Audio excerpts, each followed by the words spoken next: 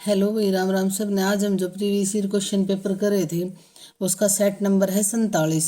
और ये HSSC कल रख परीक्षा हुई थी 2019 में। ये पूरा क्वेश्चन पेपर सोल्व करेंगे। और इसमें ना जो मैथ और रीजनिंग और इंग्लिश के, अगर आपको ये पूरा क्वेश्चन पेपर का सॉल्यूशन चाहिए ना तो कमेंट कर देना। आपको टेलीग्राम चैनल पे ये पूरा सॉल्यूशन मिल जाएगा पेपर, और टेलीग्राम चैनल को आप ज्वाइन कर लेना। पवित्र शहर होने वाला जिला है, तो पवित्र शहर कौन सा है?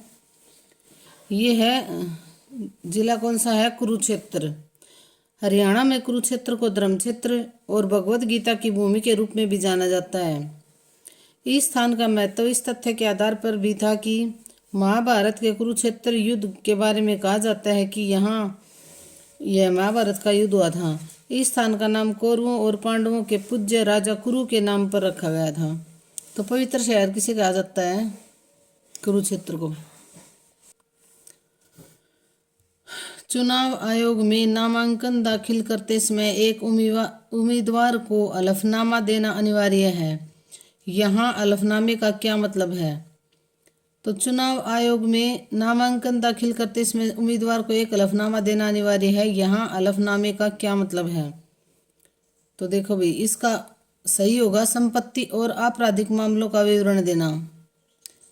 जो उम्मीदवार है उसके पास कितनी संपत्ति है और उस पर अगर कोई केस चल रहा है तो उसके बारे में जानकारी देनी होती है कि मेरे ऊपर ये केस चल रहा है इस कोर्ट में और इस बारे में। तो ये हलफनामा या हलफनामे का मतलब यही होता है संपत्ति और आपराधिक मामलों का विवरण देना। तो देखो, ये लोकसभा या विधानसभा चुनाव में खड़े होने वाले उम्मीदवार द्वारा दाखिल एक हलफनामा उसके साथ जुड़ी महत्वपूर्ण सूचनाओं की आधिकारिक घोषणा है, जैसे कि संपत्ति की घोषणा, नगद धन और राशि, उनके खिलाफ लंबित आपराधिक मामले, उम्मीदवार के नामांकन के साथ दायर किया गया दस्तावेज है। धन के सार्वजनिक प्रकटीकरण के साथ साथ मतदाताओं को सूचित करने में मदद करने के लिए उनकी देनदारियों से संबंधित है। तो जितनी भी संपत्ति होगी ना उम्मीदवार की, भाई सोना है या जितनी भी संपत्ति है और कोई आपराधिक मामला है, वो उसको स्वयं लिख के देना होता है। यही हलफनामा होता है। घटा हुआ प्रावस्था नियम F है। तो घटा हुआ प्रावस्था नियम F क्या है? ये है C-P+2। ये आएगा। देखो भी, प्रावस्था नियम क्या है? The phase rule. ये प्रावस्था नियम क्या है? The phase rule. और पहली बार 1876 में बिलार्ड गिब्स ने घोषित किया था। इस प्रणाली में घटक की संख्या और इसकी स्थितियों के मिश्रण की भौतिक स्थिति से संबंधित है। यह गिब्स ही थे जिन्होंने पहले चरण में एक प्रणाली द्वारा प्रत्येक सजातीय क्षेत्र को चरण कहा। जब दबाव और तापमान चर होते हैं तो नियमानुसार लिखे जा सकते हैं। तो घटा हुआ प्रावस्था नियम C-P+2 होगा। कौन सा एट्रीब्यूट दो आसन्न सेल के बीच दूरी को निर्दिष्ट करता है? तो ये कौन सा है? Cell spacing. कौन सा है? Cell spacing. देखो, सेल पेंडिंग जो है, सेल पेंडिंग टेबल सेल के बाहरी किनारे और सेल के कंटेंट के बीच का स्थान है। तो सेल पेंडिंग क्या है? टेबल सेल के बाहरी किनारों और सेल के कंटेंट के बीच का स्थान है। सेल स्पेसिंग क्या है? वैयक्तिक टेबल सेल्स के बीच में स्पेस की मात्रा। तो इसमें क्या आएगा? Cell spacing. हरियाणा में पहला कागज का कारखाना किस वर्ष शुरू किया गया था? तो ये शुरू किया गया था 1929 में। किस वर्ष शुरू किया गया था? हरियाणा में पहला पेपर मिल 1929 में यमुनानगर के पास जगाधरी में, यमुनानगर के पास जगाधरी में पंजाब पेपर मिल्स कंपनी द्वारा शुरू किया गया था। तो किसके द्वारा शुरू किया गया था? पंजाब पेपर मिल्स कंपनी द्वारा। बाद में 1936 में श्री गोपाल पेपर मिल की स्थापना यमुनानगर में की गई थी। तो देखो भाई, हरियाणा में पहली पेपर मिल कब लगी थी? 1929 में। और यमुनानगर के जगाधरी में ये किसने लगाई थी? पंजाब पेपर मिल्स कंपनी द्वारा। तो पहली पेपर मिल किसके द्वारा लगाई गई थी? पंजाब पेपर मिल्स कंपनी द्वारा। कहाँ पे? यमुनानगर के जगाधरी में। बाद में 1936 में श्री गोपाल पेपर मिल की स्थापना यमुनानगर में की गई थी। तो 1936 में गोपाल पेपर मिल की स्थापना यमुनानगर में की गई थी। और जो 1929 में लगी थी ना, वो किसके द्वारा लगाई गई थी? पंजाब पेपर मिल्स कंपनी द्वारा। हरियाणा में कपड़ा, कालीन और कंबल का शहर कौन सा है? तो ये है पानीपत। कौन सा है? पानीपत को बुनकरों का शहर कहा जाता है, क्योंकि यह कपड़ा, कंबल और कालीन का उत्पादन करता है। भारत में गुणवत्ता वाले कंबल और कालीन का सबसे बड़ा केंद्र है पानीपत। इसमें एक प्रसिद्ध हथकरघा का बुनाई उद्योग भी है। यह भी उल्लेखनीय है कि पानीपत शहर दुनिया में पुराने सूत का बना हुआ वस्त्र का सबसे बड़ा केंद्र है। तो सबसे बड़ा पुराने सूत का जो वस्त्र है वो कहाँ है? कहाँ बनते हैं? पानीपत में। सिरसा को वन नगरी भी कहा जाता है भाई।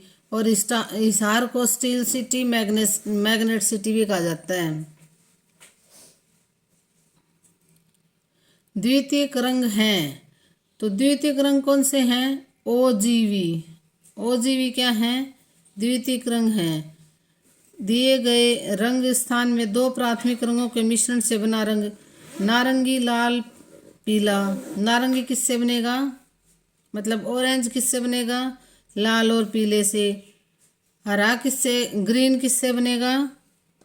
ये बनेगा पीले और नीले से। और बैंगनी किससे बनेगा? बैंगनी या जामुनी, ये किससे बनेगा? नीले और लाल से। तो ये द्वितीयक रंग है, ओजीवी। ओजीवी क्या है? द्वितीयक रंग है ये।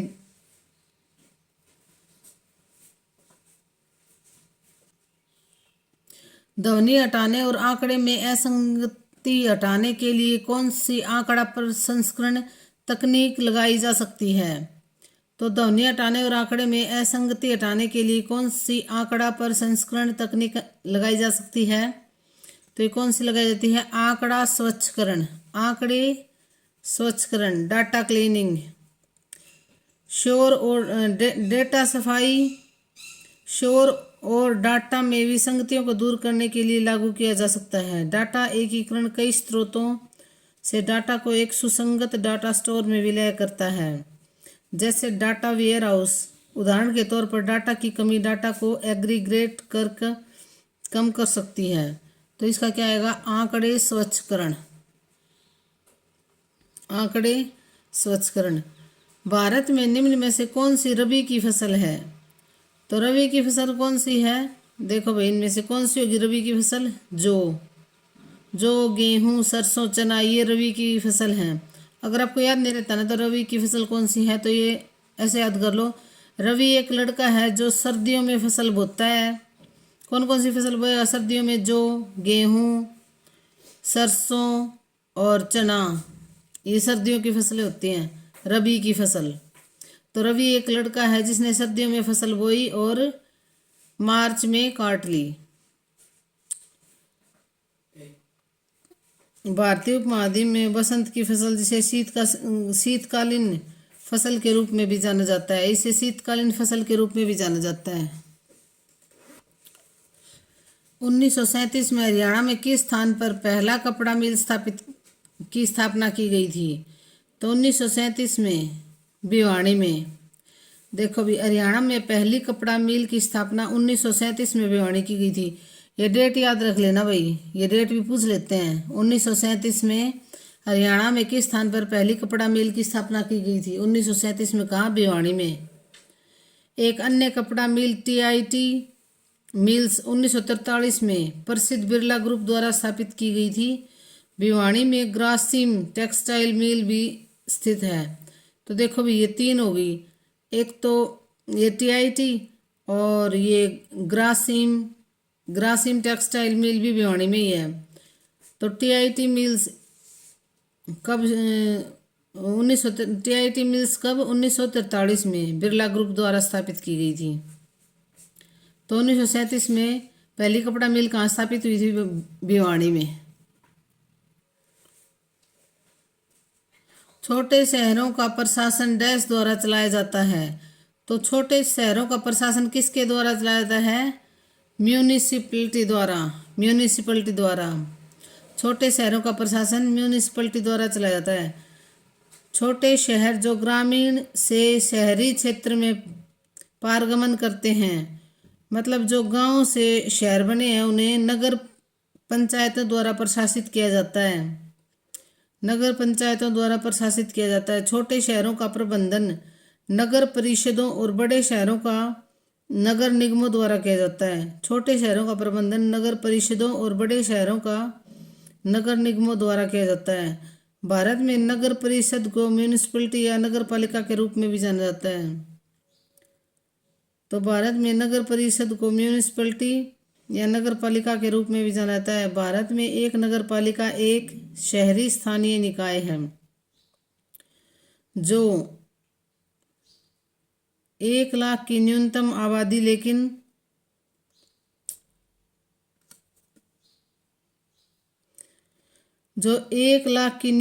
आबादी लेकिन 10 लाख से कम आबादी वाले शहर का प्रशासन चलाती है। भारत में एक नगर पालिका एक स्थानीय। तो नगर पालिका में जो नगर पालिका बनती है उसकी आबादी कितनी होनी चाहिए? 1 लाख से और 10 लाख के बीच में होनी चाहिए। 1 लाख से अधिक और 10 लाख से कम। तो ये कौन चलाता है? नगर पालिका चलाती है। तो इसका क्या आएगा? छोटे शहरों का प्रशासन कौन चलाता है? म्यूनिसिपैलिटी। हरियाणा की वाणिज्य फसल कौन सी है? तो हरियाणा की वाणिज्य फसल कौन सी है? गन्ना। वाणिज्य फसल गन्ना हरियाणा की प्रमुख व्यावसायिक फसल है। तो वाणिज्य फसल मतलब व्यावसायिक, जिसके बाद कपास, तिलहन और सूरजमुखी का स्थान आता है। वाणिज्यिक फसलें आधुनिक आदानों की उच्च खुराक के उपयोग द्वारा चिन्हित होती है। उच्च उत्पादकता प्राप्त करने के लिए उच्च उपज वाली किस्म HYV के बीज, रासायनिक उर्वरक और कीटनाशक। इस गिनती में हरियाणा और पंजाब में चावल को एक वाणिज्यिक फसल भी माना जाता है। तो हरियाणा की वाणिज्यिक फसल कौन सी है? गन्ना। हरियाणा में स्वर्ण नगरी कौन सी है? तो स्वर्ण नगरी कौन सी है? सोनीपत। सोनीपत को हरियाणा में के स्वर्ण शहर के रूप में जाना जाता है। किंवदंती के अनुसार सोनीपत को पहले सोनप्रस्थ के रूप में भी जाना जाता था, जो बाद में स्वर्णप्रस्थ गोल्डन सिटी बन गया। बाद में स्वर्णप्रस्थ नाम स्वर्णपथ में बदल गया और फिर अपने ये वर्तमान रूप में क्या है? सोनीपत है। रेवाड़ी को पीतल नगरी बोलते हैं भाई, और पानीपत को वस्त्र ये जो है बुनकरों की नगरी। और अंबाला का नाम क्यों पड़ा था? यहाँ आमों की अधिकता के कारण पड़ा था, और इसको mixer city, grinder city Ambala को बोलते हैं। यूरोपीय परिषद के झंडे में तारों का व्रत निम्नलिखित कथनों में से किसके लिए आता है? तो ये किसके लिए आता है? 1 और 2 दोनों सही हैं। राष्ट्रों के बीच समन्वय और सद्भाव 12 सर्वोत्कृष्टता के चिन्ह से मिलता है।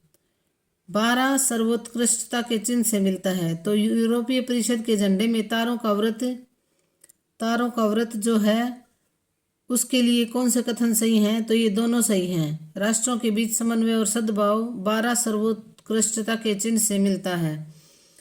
तो ये दोनों सही हैं। यूरोपीय ध्वज यूरोपीय संघ का प्रतीक है। तो यूरोपीय ध्वज किसका प्रतीक है?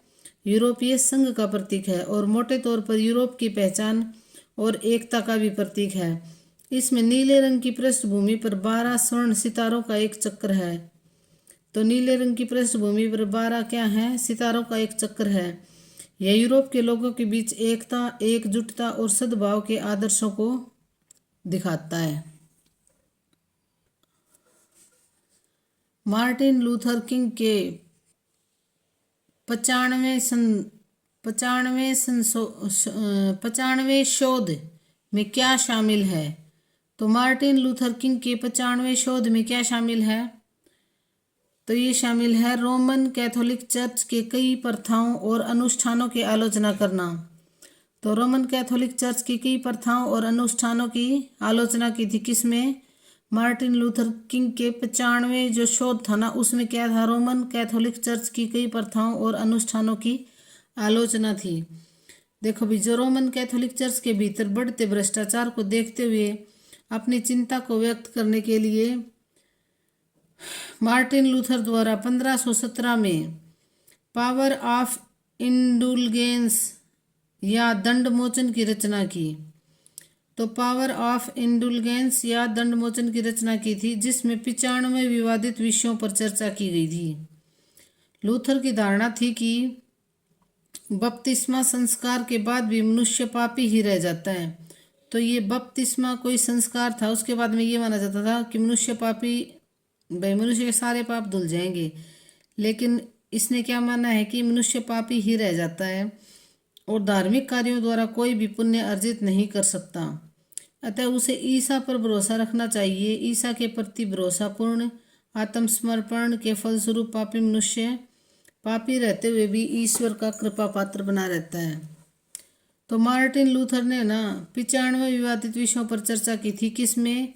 पावर ऑफ इंडुलगेंस या दंड मोचन की रचना की थी मार्टिन लूथर ने।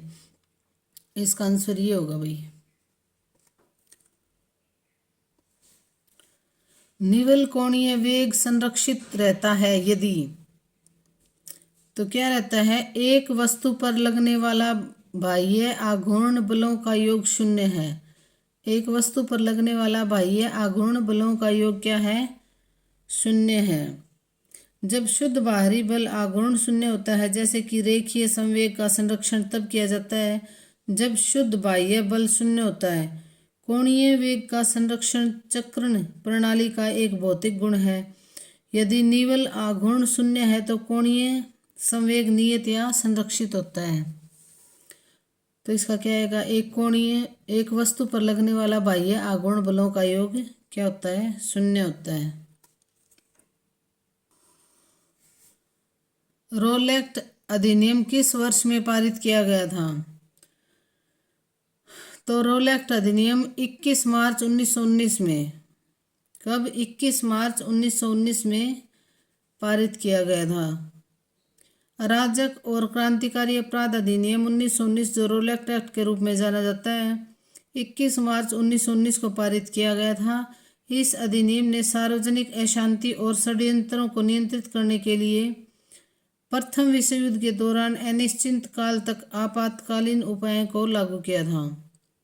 तो ये क्या था? 21 मार्च 1919 को रोलेक्ट एक्ट को पारित किया गया था और ये काला कानून था। मेसोपोटामियम के द्वारा प्रयोग किया जाने वाला प्रारंभिक भाषा थी। मेसोपोटामियंस के द्वारा प्रयोग की जाने वाली प्रारंभिक भाषा कौन सी थी? तो ये थी सुमेरियन। सुमेरियन पहली ज्ञात लिखित भाषा थी जिसका उपयोग दक्षिणी मेसोपोटामिया, जो अब इराक में है, तब तक किया जाता था, जब तक कि लगभग 2000 ईस्वी के पूर्व अक्कादीन भाषा का प्रचलन आरंभ न हो गया। तो सुमेरियन भाषा का प्रयोग कब तक किया गया था? जब तक कि पूर्व अक्कादीन भाषा का प्रचलन आरंभ न हो गया। हालांकि कीलाक्षर लिपि के रूप में एक प्रतीकात्मक भाषा थी। कीलाक्षर लिपि के रूप में एक प्रतीकात्मक भाषा थी जिसमें संचार के लिए अधिकतर चित्रों का उपयोग किया गया था। इसका उपयोग लगभग 3000 ईस्वी पूर्व में किया गया था। तो ये कैसी भाषा थी? कीलाक्षर लिपि के रूप में प्रतीकात्मक भाषा थी सुमेरियन। मारकंडा नदी द्वारा बनाए गए बाढ़ के मैदान को कहा जाता है, तो क्या कहा जाता है? बेट। मारकंडा नदी द्वारा बनाए गए बाढ़ के मैदान को बेट कहा जाता है। देखो भाई, ये ऐसे याद कर लो, मार किससे पड़ी थी? बैट से। अब आप भूलोगे नहीं कि मारकंडा नदी द्वारा बनाए गए बाढ़ के मैदान को क्या कहा जाता है? बेट। मार किससे पड़ी थी? बैट से। और जो नैली है ना, वो किसके द्वारा बनाए गए मैदान होते हैं? घग्गर नदी द्वारा। घग्गर नदी द्वारा। जो घग्गर नदी है उसके द्वारा बनाए गए बाढ़ के मैदान को क्या कहा जाता है? नैली। और मारकंडा नदी द्वारा बनाए गए बाढ़ के मैदान को क्या कहा जाता है? बैट। देखो भाई, जबकि घग्गर के बाढ़ के मैदान को नैली के रूप में जाना जाता है। गुहला नली, शाहबाद बेट, सिरसा नैली विस्तृत हैं। और एक बाढ़ क्षेत्र के बाढ़ के दौरान बाढ़ जलमग्न हो जाता है। मारकंडा नदी घग्गर नदी की एक सहायक नदी है। तो मारकंडा नदी किसकी सहायक नदी है? घग्गर नदी की एक सहायक नदी है, जो अंबाला जिले और कुरुक्षेत्र जिले में शाहबाद मारकंडा शहर से होकर बहती है। तो ये कहाँ कहाँ से होकर बहती है? अंबाला जिले, कुरुक्षेत्र और शाहबाद मारकंडा शहर से होकर बहती है। तो देखो, ये मारकंडा के द्वारा जो बाढ़ के मैदान है उनके द्वारा बनाए गए बाढ़ के मैदान को बैट कहा जाता है। और घग्गर के नदी द्वारा जो बाढ़ के मैदान होते हैं उनको नैली कहा जाता है। संयुक्त राष्ट्र संघ के संपोषणीय विकास की कार्यसूची 2030 में कितने संपोषणीय विकास लक्ष्य शामिल हैं? तो ये संयुक्त राष्ट्र का क्वेश्चन है। ये है 17 लक्ष्य। कितने लक्ष्य हैं? 17 लक्ष्य।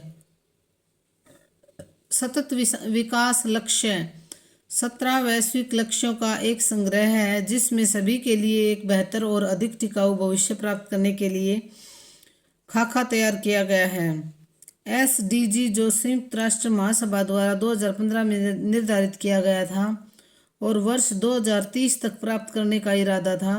संयुक्त राष्ट्र के प्रस्ताव 2030 का 30 एजेंडे का हिस्सा है। संयुक्त राष्ट्र के प्रस्ताव 70/1 2030 एजेंडे का हिस्सा है। तो ये है ना, जो 17 लक्ष्य हैं यूँ भी दे देंगे। जो 17 लक्ष्य हैं वो कब तक पूरे करने हैं? 2030 तक। ये क्वेश्चन यूँ ही घुमाते हैं। और ये किसका है? संयुक्त राष्ट्र संघ के संपोषणीय विकास की कार्यसूची है। तो संपोषणीय भी दे देंगे उत्तर में। भाई ये पूछ लेंगे संयुक्त राष्ट्र के कार्य की सूची 2030 में कितने संपोषणीय विकास लक्ष्य शामिल हैं? तो ये 17 हैं। तो इसमें से 3-4 क्वेश्चन बन जाते हैं, घुमा फिरा के दे देंगे इसमें से। सीमा के किस क्षेत्र में यमुना नदी बहती है? तो किस क्षेत्र में बहती है यमुना नदी? ये पूर्व में बहती है। गंगा की सहायक नदी यमुना हरियाणा की पूर्वी सीमा के साथ बहती है। यह यमुनानगर जिले में कलेसर जंगल के पास से हरियाणा में प्रवेश करती है। तो कहाँ से प्रवेश करती है? यमुनानगर जिले के कलेसर जंगल के पास से हरियाणा में प्रवेश करती है। यह यमुनानगर, करनाल, पानीपत, सोनीपत, फरीदाबाद जिलों के साथ साथ दक्षिण में बहती है। और फरीदाबाद जिले में हसनपुर के निकट, जो फरीदाबाद जिले का हसनपुर है ना, उसके निकट से हरियाणा से उत्तर प्रदेश में प्रवेश कर जाती है। तो उत्तर प्रदेश में कहाँ से प्रवेश करती है? फरीदाबाद जिले का जो हसनपुर गांव है वहाँ से। यमुना को स्थानीय बोलियों में यम, जमुना और जमुना भी कहा जाता है।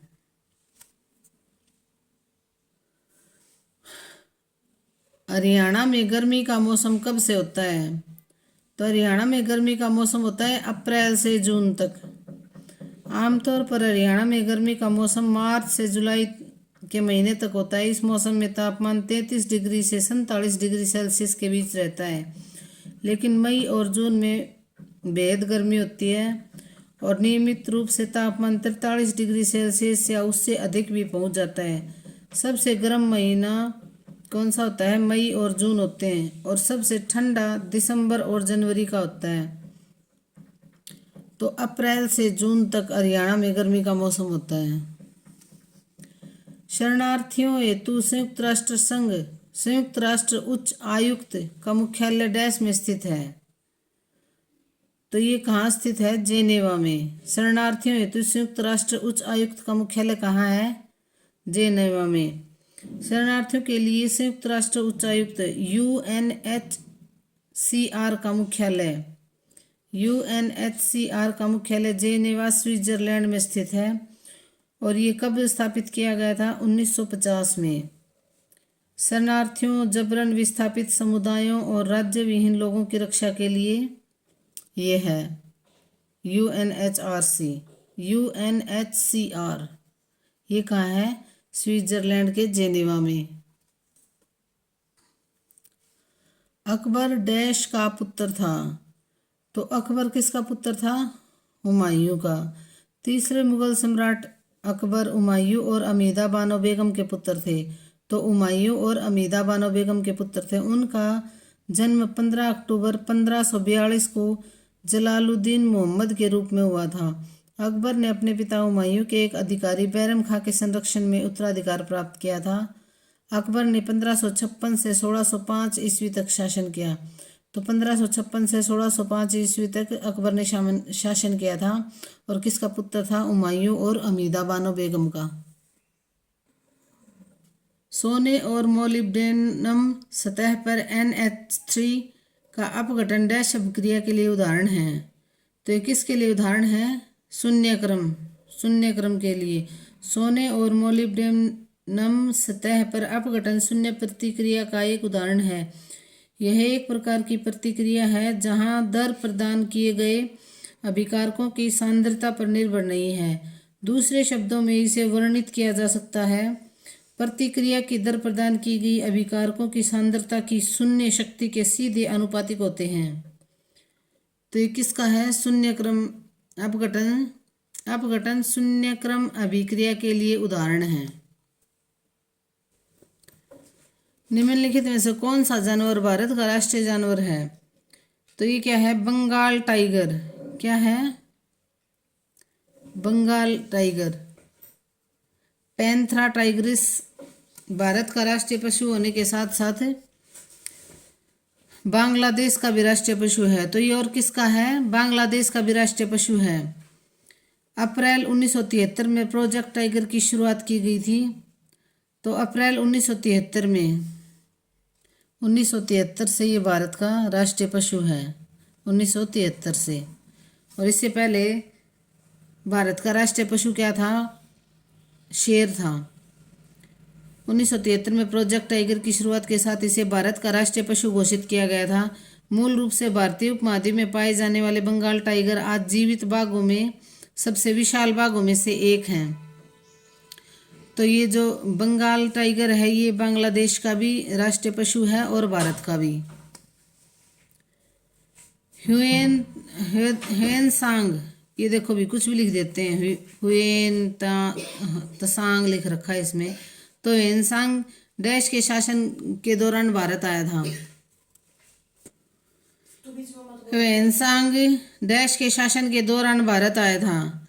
तो ये हर्षवर्धन के शासनकाल के दौरान भारत आया था। चीनी यात्री ह्यूएन हर्ष के शासनकाल में भारत आया था। उसका उद्देश्य प्रमाणिक बौद्ध धर्म ग्रंथों की सुरक्षित करना था। तो ह्यूएन भारत में लगभग कितने वर्षों तक रहा था? 15 वर्षों तक भारत में रहा था। और उसने एक बुक लिखी थी सीयू की, उसमें उसने भारत भ्रमण की सारी जानकारी दी थी। तो कितने वर्षों तक रहा था ह्यूएन? 15 वर्षों तक। और ये क्या था? चीनी यात्री था। किसके शासनकाल में आया था? हर्षवर्धन के शासनकाल में। उसने कौन सी बुक लिखी थी? सीयू की। अगस्टस द्वारा स्थापित किए गए साम्राज्य का प्रथम सम्राट डैश के नाम से पुकारा जाता है। तो अगस्टस के प्रिंसिपेट, अगस्टस रोमन प्रिंसिपेट के संस्थापक थे और इस 27 ईसा पूर्व से 14 ईस्वी में अपनी मृत्यु तक रोमन साम्राज्य को नियंत्रित करने वाले पहले रोमन सम्राट बने थे। उन्होंने रोमन अर्थशास्त्र की रचना की। तो उन्होंने क्या किया था? रोमन अर्थशास्त्र की रचना की थी। रोम को अपने समय का सबसे बड़ा साम्राज्य बनाया था। हालांकि बाद में रोम के जितने भी सम्राट हुए उन्होंने रोम के पतन का मार्ग ही प्रशस्त किया। तो अगस्टस द्वारा स्थापित किए गए साम्राज्य का प्रथम सम्राट कौन था? प्रिंसिपेट के नाम से पुकारा जाता है इसको, प्रिंसिपेट के नाम से। भैंस की सबसे अधिक आबादी कहाँ पाई गई है? तो भैंसों की सबसे अधिक आबादी कहाँ पाई गई है? भिवानी में। देखो भाई, भिवानी जिला भी बड़ा था उस टाइम पे का क्वेश्चन है ये। तो फिर यहाँ पे भैंसों की संख्या भी सबसे अधिक पाई गई है। जिला स्तर पर किए गए पशु गणना 2012 के अनुसार हरियाणा में भैंसों की आबादी सबसे अधिक भिवानी जिले में पाई गई है। उसके बाद में दूसरे और तीसरे नंबर पर हिसार है, तीसरे नंबर पर जींद है। तो सबसे ज़्यादा भैंसों की संख्या भिवानी में पाई गई है। जावास्क्रिप्ट आव्यूह में प्रथम तत्व का सूचकांक मान है। तो प्रथम तत्व का सूचकांक मान क्या है? 0।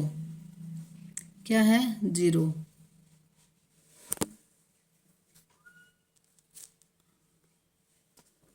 भारत का प्रथम आम चुनाव कब हुआ था? तो भारत में प्रथम आम चुनाव कब हुए थे? 1951-52 में। भारतीय आम चुनाव 25 अक्टूबर 1951 से 21 फरवरी 1952 तक चले थे। यह लोकसभा का पहला चुनाव था क्योंकि भारत 15 अगस्त 1947 को स्वतंत्र हुआ था। कठोर जलवायु और चुनौतीपूर्ण परिस्थितियों के कारण यह 68 चरणों में संपन्न हुआ। अधिकांश राज्य की विधानसभाओं के चुनाव इसी के साथ हुए थे। तो ये प्रथम आम चुनाव कब हुए थे? 1951 और 52 में। और कितने चरणों में हुए थे? 68 चरणों में संपन्न हुए थे। हाल ही में भारतीय चुनाव आयोग के आंकड़े के अनुसार निर्वाचन क्षेत्र के संबंध में भारत का सबसे बड़ा चुनाव क्षेत्र निम्नलिखित में से कौन सा है? तो ये है मल्काजगिरी। कौन सा है? मल्काजगिरी लोकसभा निर्वाचन क्षेत्र। सबसे अधिक मतदाताओं की संख्या के हिसाब से लोकसभा का क्षेत्र है। यह हैदराबाद इसके बाहरी हिस्सों में फैला हुआ है। ये कहाँ फैला हुआ है? हैदराबाद और इसके बाहरी हिस्सों में। मल्काजगिरी हैदराबाद का हिस्सा है। निम्न में से कौन से प्रेसिडेंसी शहर अंग्रेजों द्वारा भारत में स्थापित किए गए थे? तो ये कौन कौन से थे? ये थे दिल्ली, बॉम्बे और मद्रास। भारत में ब्रिटिश शासन के दौरान भारत में 3 प्रेसिडेंसी शहर थे, बॉम्बे, मद्रास और कलकत्ता थे भाई। बॉम्बे, मद्रास और कलकत्ता। तो इसमें बॉम्बे, मद्रास और कलकत्ता दे ही नहीं रखा। बॉम्बे, मद्रास और कलकत्ता थे। कलकत्ता,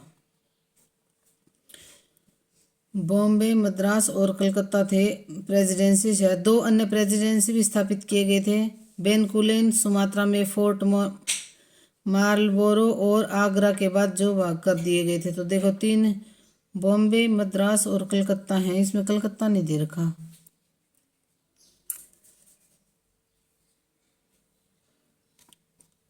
तो ये ऑप्शन कर लेना भाई, बॉम्बे, मद्रास और कलकत्ता।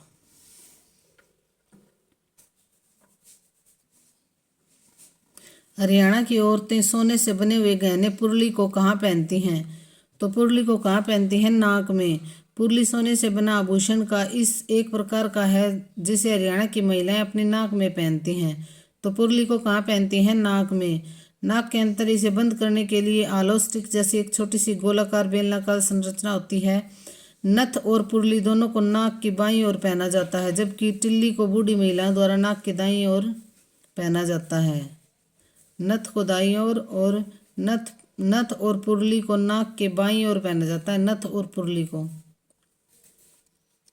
तो पुरली कहाँ पहनी जाती है? नाक में।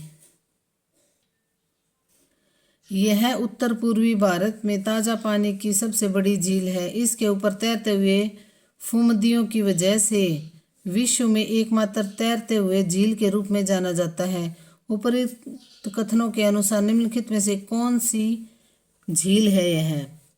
तो उत्तर पूर्वी भारत की ताजा पानी की सबसे बड़ी झील उत्तर पूर्वी भारत की पूछिए भैया, तो ये आएगी लोकटक झील आएगी।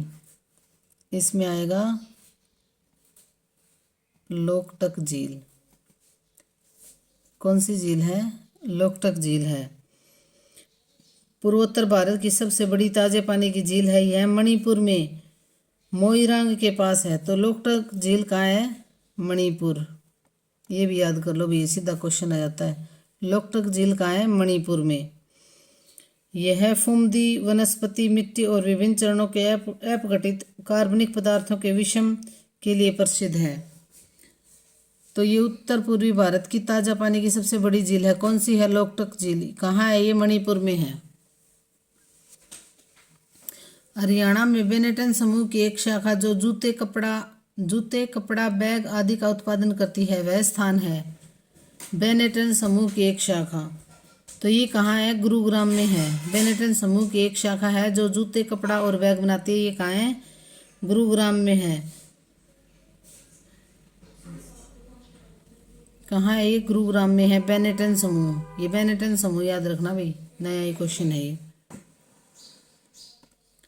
अंतर्राष्ट्रीय आर्कटिक अनुसंधान बेस नॉर्वे पर भारत के सबसे पहले अनुसंधान स्टेशन का नाम क्या है? तो ये क्या है? ये है इमाद्री। अंतर्राष्ट्रीय आर्कटिक अनुसंधान, तो आर्कटिक में जो अनुसंधान लगाया उसका नाम क्या है? हिमाद्री। हिमाद्री स्टेशन भारत का पहला आर्कटिक अनुसंधान स्टेशन है जो स्वालबोर्ड नॉर्वे में स्थित है। यह अंतर्राष्ट्रीय आर्कटिक रिसर्च बेस पर स्थित है। इसका उद्घाटन 1 जुलाई 2008 में किया गया था। इसकी स्थापना जून 2008 में भारत के दूसरे आर्कटिक अभियान के दौरान की गई थी। तो ये आर्कटिक अनुसंधान कहाँ है? हिमाद्री में। हिमाद्री में। मोरनी और टिपरा श्रेणियां डैश द्वारा अलग होती हैं। तो मोरनी और टिपरा की श्रेणियां किसके द्वारा अलग होती हैं? घग्गर नदी के द्वारा। किसके द्वारा? हरियाणा में उत्तर में शिवालिक की पहाड़ियों में, दक्षिण में अरावली की पहाड़ियां हैं। तो ये देखो भी मोरनी और टिपरा की श्रेणी किसके द्वारा अलग होती हैं? घग्गर नदी के द्वारा। घग्गर नदी के द्वारा अलग होती हैं। हिमालय की बाहरी श्रेणियों से संबंधित है। इन पर्वतों की श्रेणियों को घग्गर नदी द्वारा विभाजित किया जाता है। तो मोरनी और टिपरा की श्रेणियां घग्गर नदी द्वारा अलग होती हैं। राजा हर्षवर्धन ने एक प्रसिद्ध नाटक लिखा था। तो राजा हर्षवर्धन ने प्रसिद्ध नाटक कौन सा लिखा था? नागानंद। नागों का आनंद एक संस्कृत नाटक है। कैसा नाटक है ये? संस्कृत नाटक है। संस्कृत नाटक है ये। देखो भाई यही पूछ लेंगे किस भाषा में लिखा था, जो राजा हर्ष से संबंधित है। 5 नाटकों के द्वारा इसमें नागाओं को बचाने के लिए जिमुतवाहन के आत्म बलिदान की प्रसिद्ध कहानी की चर्चा की गई है। इस नाटक की अनोखी विशेषता नंदी छंद में भगवान बुद्ध के लिए किया गया आह्वान है, जिसे नाटकीय रचनाओं से सर्वश्रेष्ठ उदाहरणों में से एक माना जाता है। तो राजा हर्षवर्धन ने प्रसिद्ध नाटक कौन सा लिखा था? नागानंद। हरियाणा में कौन सा शहर स्टील सिटी के रूप में जाना जाता है? तो ये है Hisar. Magnet city, steel city के रूप में जाना जाता है हिसार को। रेवाड़ी को पीतल नगरी के रूप में जाना जाता है। अम्बाला को ग्राइंडर सिटी, मिक्सर सिटी और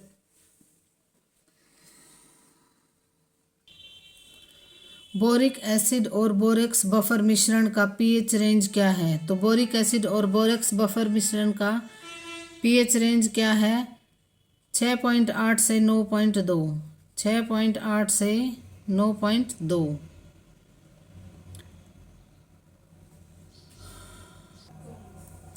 भारत छोड़ो आंदोलन कब शुरू हुआ था? तो भारत छोड़ो आंदोलन शुरू हुआ था 8 अगस्त 1942 को। सविनय विज्ञान आंदोलन भी कहा जाता है इसको। सविनय विज्ञान आंदोलन भी भारत छोड़ो आंदोलन को ही कहा जाता है। इसमें गांधी जी ने करो या मरो का आह्वान किया था और मुंबई के जो ग्वालियर टैंक के मैदान से यह आंदोलन शुरू हुआ था। तो मुंबई के ग्वालियर टैंक से भारत छोड़ो आंदोलन शुरू हुआ था। और कब शुरू हुआ था? 8 अगस्त 1942 को। 8 अगस्त 1942 को। आंतरिक विवरणों को सम्मिलित किए बिना आवश्यक विशेषताओं को अलग करने और पहचानने की प्रक्रिया क्या होती है? आंकड़ा संक्षेपण। क्या होती है? आंकड़ा संक्षेपण।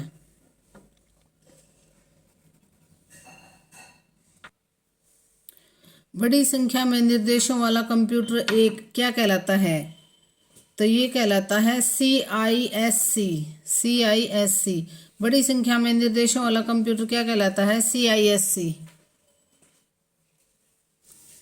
हरियाणा विधान मंडल के पास उन कानूनों को पारित करने की शक्ति है जो संविधान की डैश अनुसूची में हैं। तो ये क्या होगा? 7वीं अनुसूची में। हरियाणा विधान मंडल के पास उन कानूनों को पारित करने की शक्ति है जो संविधान की 7वीं अनुसूची में है। कौन सी अनुसूची में? 7वीं अनुसूची में। हरियाणा के पहाड़ी क्षेत्र की मृदा है। तो हरियाणा के पहाड़ी क्षेत्र की मृदा कैसी है? चट्टानी।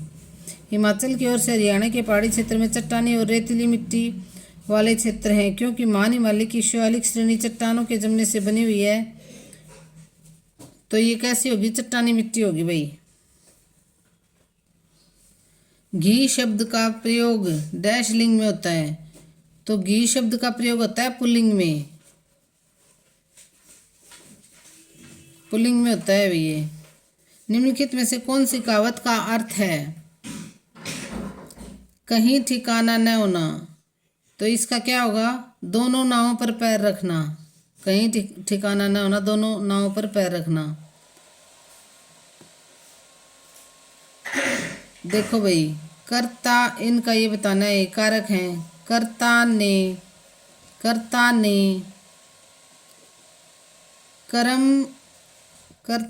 कर्म को करण से अधिकरण में पर, कर्ता ने कर्म को करण से अधिकरण में पर। निम्नलिखित में से पुल्लिंग शब्द चुनिए, तो इसमें पुल्लिंग शब्द क्या होगा, पक्षी पुल्लिंग शब्द होगा। जबकि सुगंध माता और कुर्सी स्त्रीलिंग हैं, तो पुल्लिंग शब्द क्या होगा, पक्षी। देवनागरी लिपि में कुल विसर्ग और अनुस्वार सहित कितने स्वर माने गए हैं, तो देवनागरी लिपि में 13 माने गए हैं। ए आ ई ई उ री ए ऐ ओ औ अंग और अ है, 13 स्वर माने, अनुस्वार सहित माने गए हैं 13 स्वर। निम्नलिखित में से कौन सा बहुवचन रूप अशुद्ध है, तो कौन सा अशुद्ध है, काके। पदों का वह समूह जिसके द्वारा हम कोई पूरी बात कहते हैं वह कौन सी होगी, तो वह होगी वाक्य। क्या होगी, वाक्य।